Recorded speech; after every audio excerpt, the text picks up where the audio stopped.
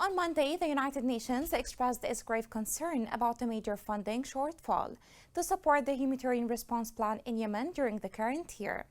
At the Geneva conference, world leaders pledged less than $1.2 billion for a humanitarian response that requires more than 3 times that amount. The following report has more details. The United Nations has raised about $1.2 billion from donors out of its $4.3 billion aid plan for Yemen. Underfunding has seen agencies scale back Yemen's aid projects, including food rations, in the past couple of years. Last year, donors gave $2.2 billion, as shown by United Nations data.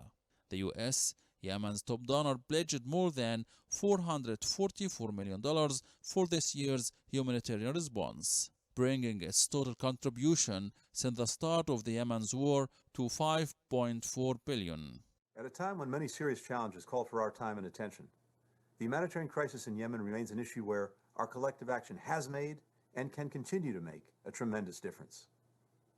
Our funding, together with the relative calm created by the UN brokered truce, prevented 2.2 million Yemenis from falling into emergency levels of food insecurity.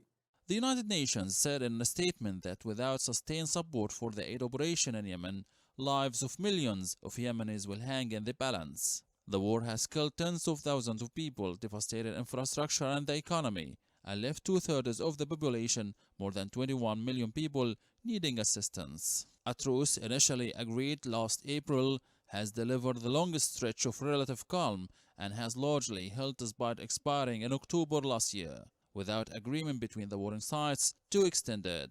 The World Food Programme said over the past year the number of people living in famine-like conditions fell, but warned that the situation could be reversed, with reported that food insecurity is increasing. The World Food Programme, which feeds 13 million in Yemen and seeks 2.9 billion this year, says funding shortfalls have left most of its activities at reduced levels. Since June last year, 5 million people have been receiving half their daily needs, and 8 million have been getting a quarter.